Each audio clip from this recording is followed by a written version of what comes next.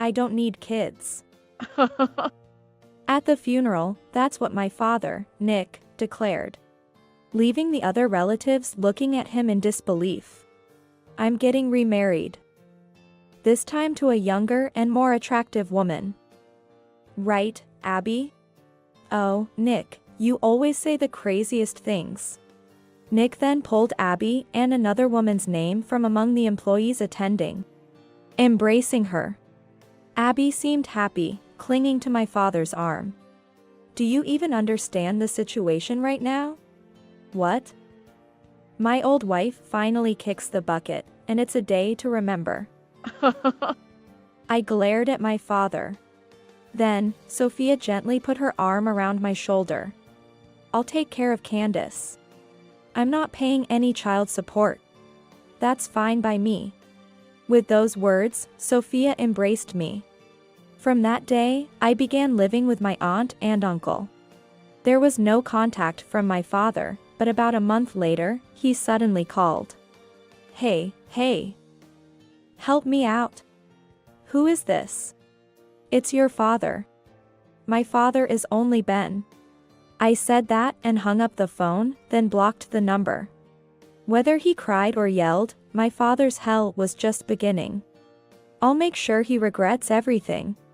My name is Candace Reed. I'm a 12-year-old middle school student. I'm just an ordinary girl who loves her mother, like any other. As an only child, I've been able to do any hobby I like, and I think I've been pretty free. My mother is very kind and rarely gets angry. But when she does, it's terrifying. However, I always think it's my fault for doing something bad. Otherwise, we get along very well, and we often go shopping together on weekends. My real father is Nick, a very irresponsible man. It's weird for me, his daughter, to say this, but I've always wondered why my mother married him. I once asked my mother why. She just laughed awkwardly and said, "You'll understand when you're older." Honestly, even as a middle schooler, I didn't understand why she chose him. My father always hung out and never played with me. I was often treated coldly by him and grew to hate him. But I didn't talk about it much because it made my mother sad. Yet, I still had dreams about marriage, inspired by my ideal aunt and uncle. Sophia is my mother's twin sister. She's very kind and sometimes strict, treating me with great affection. Though she's my aunt, she's like a sister to me. And I admire Ben, Sophia's husband, like a brother. They don't have children. Apparently, Ben can't have kids due to an illness he had in the past. Ben was a childhood friend of my mother and Sophia. So Sophia knew about his illness and its aftermath. Despite this, when they decided to marry, my grandparents strongly opposed it. But Sophia defiantly married him anyway, as my mother told me. Therefore, my aunt and uncle were estranged from my grandparents until I was born. After my birth, they reconciled, and now they have a very good relationship. However, my father always mocks Ben. He calls Ben a failure for not being able to have children, and accuses him of marrying for money, utterly despicable things. That's why I despised my father and vowed never to become an adult like him. Right after I entered middle school, my grandparents threw me a celebration party. Their house is very large. They seem to be local landowners, owning several companies. My mother, Sophia, and Ben each run one of my grandparents' companies. In contrast, my father only works as a regular employee in one of their companies. I used to wonder why as a child. But seeing my father's behavior, even I, as a child, understood he could never be entrusted with a company.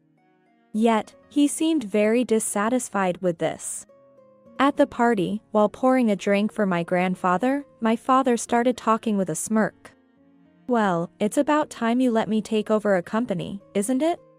Having the wife as a president and the husband as a subordinate looks bad, right?" The mood, which had been warm until then, suddenly turned cold. I sighed and took a bite of cake. My father, oblivious to the atmosphere, continued.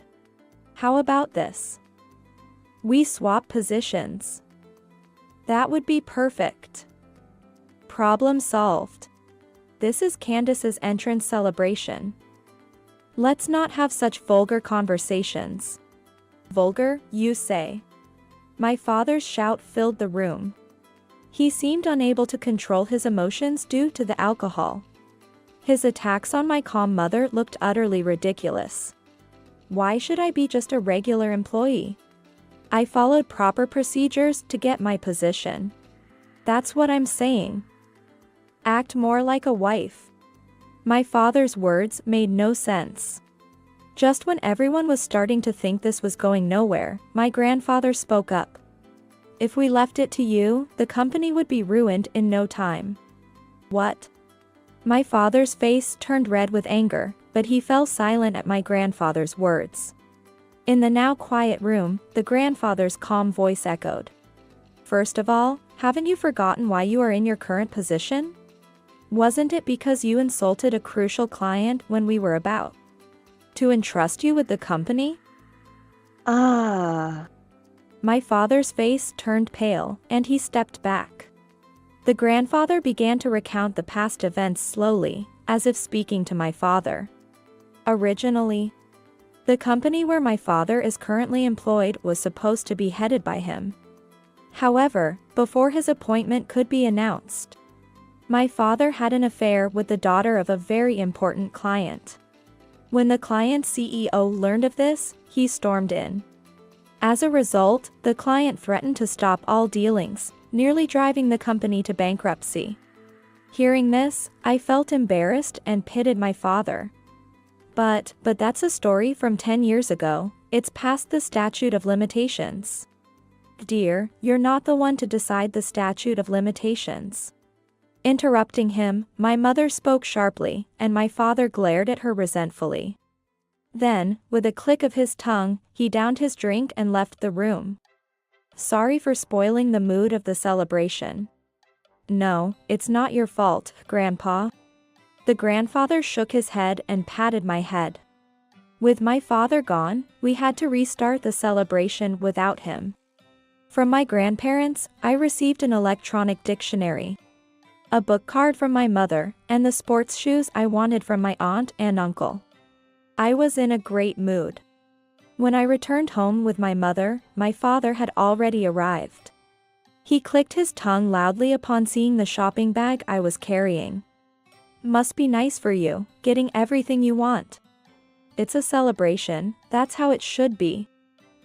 Yeah, my bad. He made a half-hearted apology and went into his study.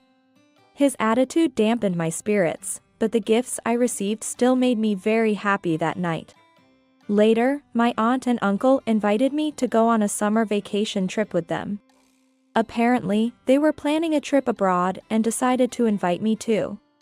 My mother, who had a business trip on those dates, happily sent me off. I thought my father would be displeased when he found out. But surprisingly, he was positive about it. Oh, that's great. Have a nice trip.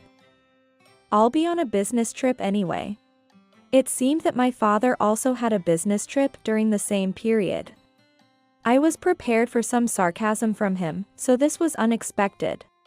My father, who always complained about work, was happily preparing for his trip. Although it felt odd, I didn't pay much attention to it, excited about my own trip. I enjoyed the trip with my aunt and uncle. The scenery was beautiful, and the food was delicious. It was a luxurious trip. Candace, is there anywhere you want to go? How about we go shopping together tomorrow? Really? Can we? But what about Ben? When I looked at Ben, he nodded with a smile. I was so happy, I hugged Sophia. Then she hugged me back. Candace, you're such a cuddle bug no matter how old you get. I'm not a cuddle bug, I'm a middle schooler. Sorry. She apologized but kept smiling. The next day, as planned, we went shopping. Ben had left earlier, saying he had something to do. Wow, amazing. This one is cute too. Sophia and I were excitedly browsing through the shops. When our hands were full of shopping bags, we sat down at a terrace for a drink. While enjoying delicious cakes, we were having a great time talking. Suddenly, Sophia fell silent and stared intently at one spot. "What's wrong, Sophia?" Ah. Following Sophia's gaze, I gasped. There was Nick, wearing a flamboyant aloha shirt, flirting with a young woman. That man. Wait, Sophia. It's okay, right? Sophia looked like she was about to confront Nick. Nick's infidelity was not new, it had happened repeatedly since I was little. At times, he even took me along to meet his mistresses. I loved my mother and was furious at my father, and after that, he stopped taking me along.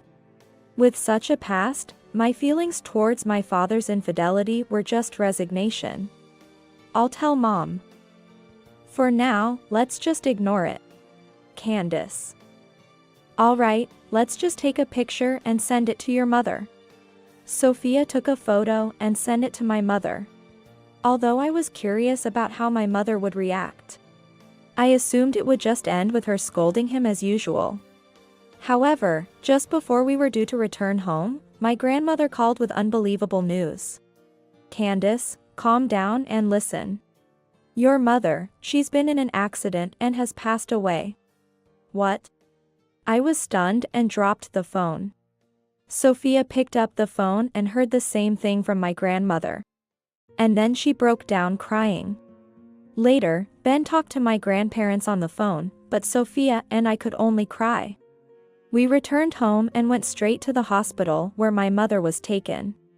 The moment I saw my mother in the hospital, I burst into tears. Mom. No. Sophia collapsed from the shock. While Ben took care of her, I heard the story from my grandparents. My mother had jumped into the road to save a child, taking the hit herself. The impact of being hit by a car caused severe injuries as she hit the asphalt. And by the time she was brought to the hospital, it was already too late. The child involved only had minor scrapes and no serious injuries. As I heard this, I was just standing there, stunned. By the way, where is Nick? We can't get in touch with him. Hearing my grandparents talk, I told them that my father was abroad. I also mentioned his affair with another woman. Upon hearing this, my grandfather was furious. It was 2 days after my mother had passed away when they finally reached my father. By then, the wake had ended, and the funeral was about to begin. Dying to save a child, what a stupid way to go. How can you say something like that? But it's true, isn't it? Everyone, including me, glared at my father, who said this without any shame. Despite the stares, he casually took his seat as if he were the chief mourner. You don't belong there. What? I'm the chief mourner. Upon hearing this, my father reluctantly moved from the chief mourner's seat to the back. It was after the funeral service had ended. My father suddenly stood up, went over to my mother, and threw his wedding ring at her. What are you doing? Well, this is the end between us, right? No need to be considerate anymore. Saying this, he burst into loud laughter. Now I'm free. Then, pointing at me with a half smile, he boldly declared, I don't need a kid. The other relatives looked at my father in disbelief, as if they couldn't believe what he had just said. I'm going to remarry, you know. This time to a younger and more attractive woman, right? Abby. Oh, Nick, you always say the craziest things. From among the employees attending, my father called Abby and another woman's name and embraced her. Abby, looking pleased, clung to my father's arm. Do you even understand what's going on? What? It's a day to remember that my old wife finally kicked the bucket. I glared at my father. Then, Sophia gently put her arm around my shoulder.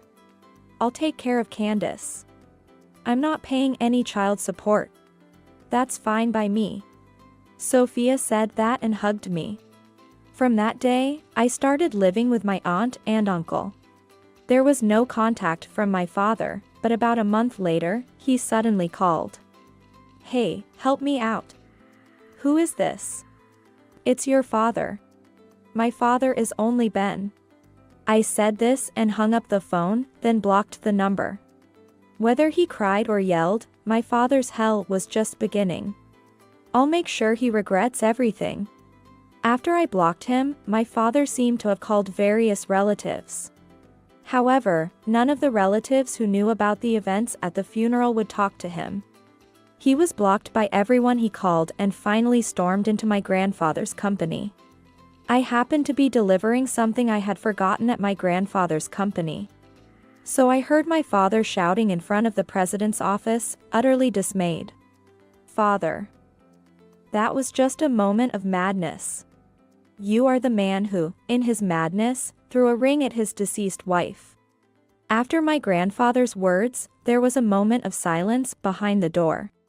He must be struggling with an excuse. And my feeling was right. Well, I was just confused. I didn't mean any harm. I was just upset because I loved her. Disgusting. I couldn't help but let out those words at his absurd explanation. And my father, with his keen ears, caught it. "Hey, Candace. Are you there? Tell your grandfather for me. I loved your mother." "Loved her, you say?" I was so angry I could faint. My grandfather patted my shoulder and nodded at me. I took a deep breath and then answered back to my father. "Grandpa, everything he says is a lie. He never loved Mom or me. Don't joke with me. Come out here." My father yelled and banged on the door from the other side. But that wouldn't stop me from speaking my mind. He was always cheating, making Mom sad. And never said anything nice to me. He's not a father. Hearing my words, my father became even angrier. And finally, he kicked the door open. "Who do you think has been raising you all this time? If you're going to talk nonsense, then pay back all the education expenses right now." At that moment, I was sure his real interest was money. My mother had left a will.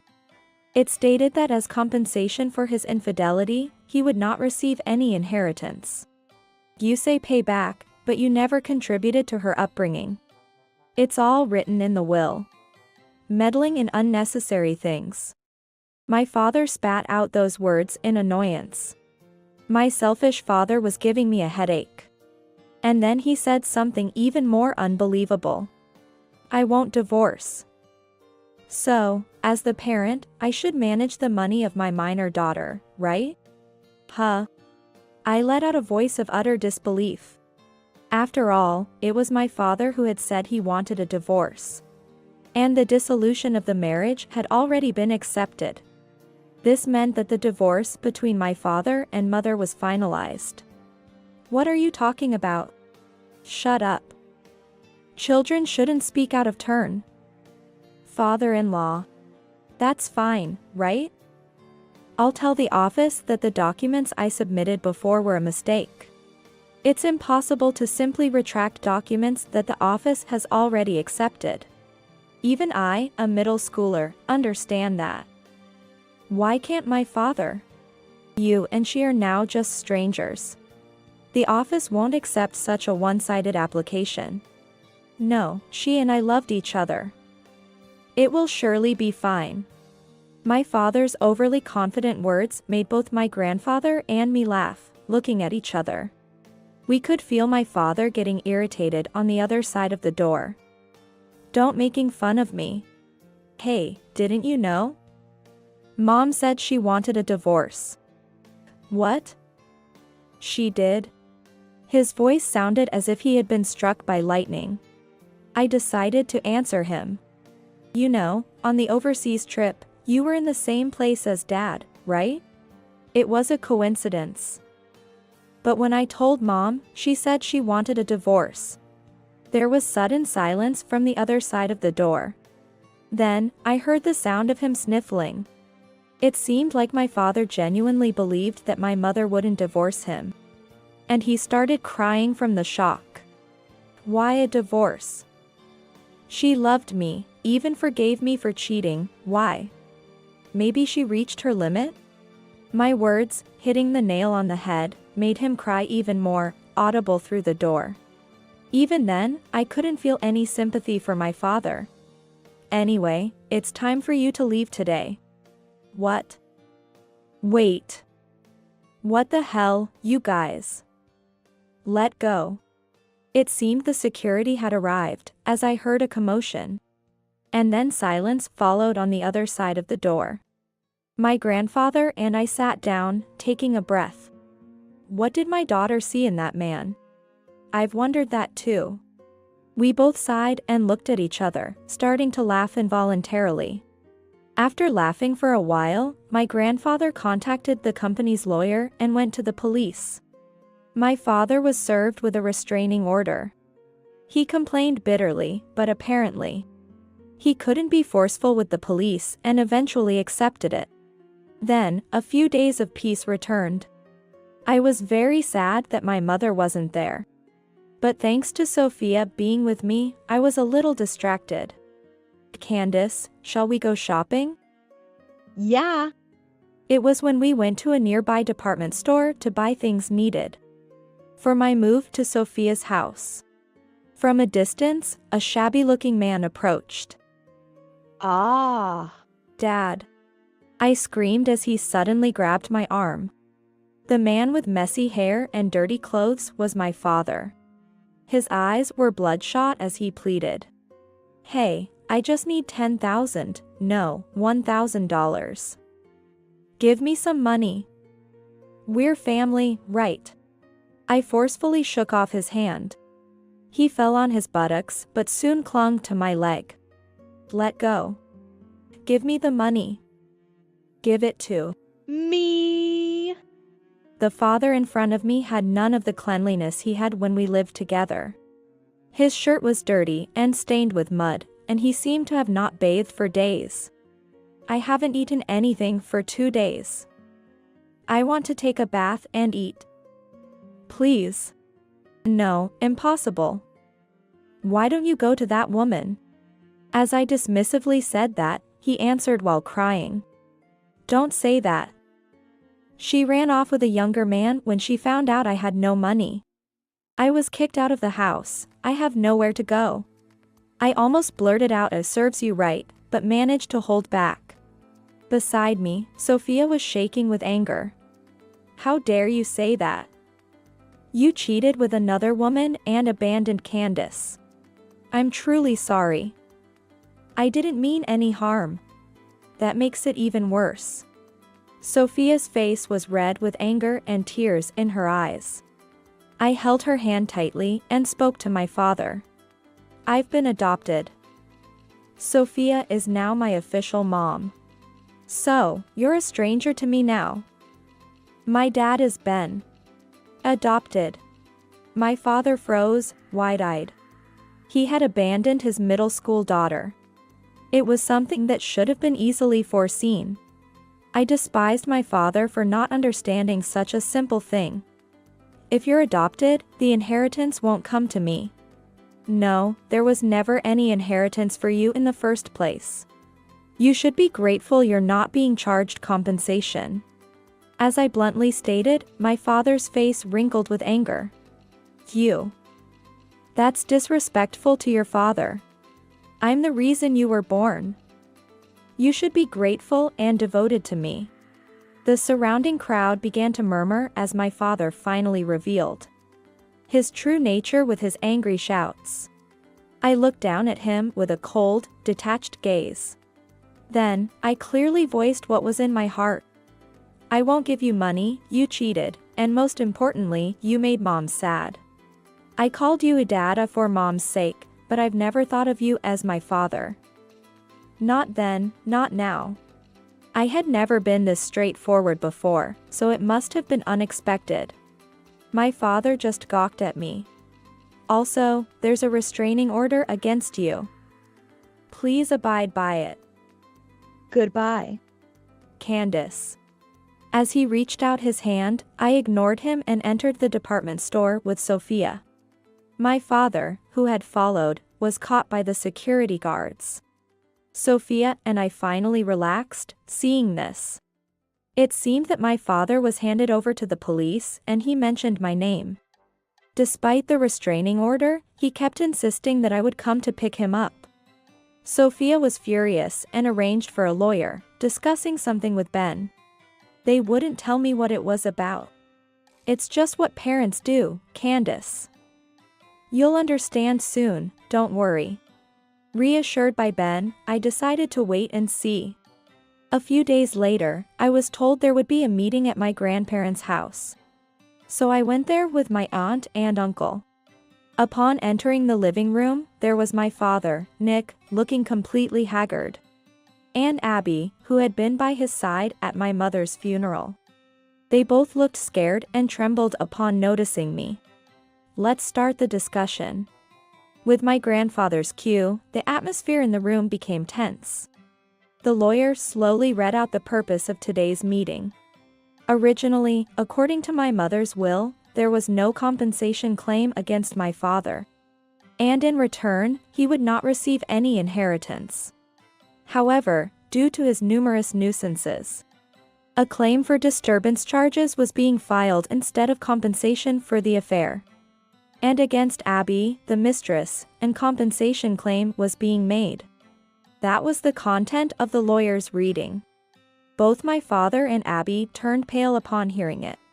Additionally, as a separate matter, Nick and Abby have been asked to resign from our company. Can't you reconsider? Abby stood up, panicking at my grandfather's words. His gaze towards her was cold, but she persisted. You know, about the compensation. We won't be able to pay if you fire us, right? That's troubling for you too, isn't it? So firing me is not a wise decision. Abby spoke as if she had a brilliant plan. However, my grandfather's expression remained stern. Realizing this, Abby started to stammer out excuses. Actually, it was Nick who came on to me. How could I refuse a supervisor's advances? It was against my will. Huh? What are you saying? You were the one who came on to me. As Abby began to sob artificially, Nick angrily confronted her. Their argument soon escalated into a shouting match in the living room. Shut up. With a single reprimand from my grandfather, their bickering stopped. The lawyer then spread documents in front of them. Here are the documents regarding the disturbance charges and compensation.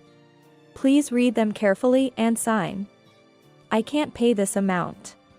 That's not for you to decide. Cutting off her excuses, Abby reluctantly signed. After signing, she was promptly ushered out of the room. However, my father remained seated, not attempting to sign. Sophia was growing visibly irritated. Then Ben quietly spoke up. Cheating is the worst, isn't it? What are you saying all of a sudden? It's a betrayal, right? Did you know that in some countries, it's a crime? My father's face turned pale upon hearing this. Ben continued to speak with a calm demeanor. Didn't you vow at your wedding to support each other in sickness and in health? Was breaking that vow and hurting your partner enjoyable? My father's mouth opened and closed, but he was unable to speak against Ben's presence. Your wife was the sister of a woman I loved, the mother of a dear child. And my cherished childhood friend. Well, Ben looked straight at my father and smiled gently before delivering his final words. I will never forgive you. Ben didn't shout but spoke gently throughout, which seemed to affect my father more than any yelling could. With his face still pale, my father was frozen, staring at Ben. Ben then gently placed a pen in my father's hand. You can sign, right? Yes. My father, who had always belittled Ben, now spoke to him in a respectful tone, appearing smaller than he ever had when my mother was alive. After signing, he left without looking at us. Later, I heard that he paid the disturbance charges by borrowing money. Ben is managing that money now. My father borrowed from a dangerous place and soon disappeared without a trace. He might be working on a fishing boat somewhere. As harsh as it might be, I can't sympathize with him, it's his own doing. In fact, I sometimes pray that the creditors squeeze him even more. As for Abby, her affair with a married man, and the resulting compensation payments were discovered by her parents, and she was apparently forced to return to the countryside. It seems Abby, who was sent back to her rural hometown, has now been married off to a man 30 years her senior in the village. She's leading a hectic life with no time for rest, caught between caring for her mother-in-law and working on the farm. It appears that this family had been looking for a young bride to serve as a caregiver for some time. I heard that Abby's cries for escape were met with harsh scolding from her parents. Sophia and Ben, as my parents, shower me with love every day. They discipline me strictly, like a real daughter. And on the monthly anniversary of my mother's passing, we visit her grave, eat her favorite foods, and visit her favorite places, creating moments to remember her. Watching Sophia and Ben, so much in love, my desire to have a wonderful marriage like theirs grows even stronger. My relationship with my grandparents is also very good. Recently, they've been talking about building a villa abroad for my possible future studies, which I've been desperately trying to dissuade them from. I am considering studying abroad, but I'm only in the first year of middle school. Right now, I want to enjoy my time in the US with my friends, which I have requested of my grandparents. My grandparents are nearly 80 years old, but they are still incredibly energetic, often going on trips together. With their wedding anniversary approaching, I'm racking my brain about what to give them. As for me, I've been busy lately because a proposal I made in the student council was accepted. There are still many decisions to be made, and some problematic issues remain. Nonetheless, the work is fulfilling, and I find the discussions at school the most enjoyable. At home, I've recently become engrossed in reading French books. Sophia gave me a book that my mother loved, and I'm slowly translating it with an electronic dictionary. The translation process isn't smooth yet, but I find it so enjoyable that I'm considering becoming a translator in the future. For that, I need to study French harder, I asked Sophia. And now I'm attending a cram school for French conversation and comprehension. The loss of my mother was very sad, and I still shed tears whenever I remember her. But I am living in the present, loved by many people. One day, when I go to heaven, I want to tell my mother all about it. With that thought, I've started keeping a diary. I plan to write in it every day to tell my mother about all my successes and failures. Sophia and Ben tell me that it's okay not to forget my mother, and that I don't have to call them mom and dad if it's hard for me. However, to me, Sophia and Ben are like a second set of parents. So, for their upcoming anniversary, I've prepared a gift with a message card that reads, "Happy anniversary, Mom and Dad." I'm excited, imagining how happy they will be. Every morning, the first thing I do is talk to my mother's photo. It's my daily routine. The sky outside is a vast expanse of blue. Maybe my mother is telling me to keep going. Thinking this, I feel happy.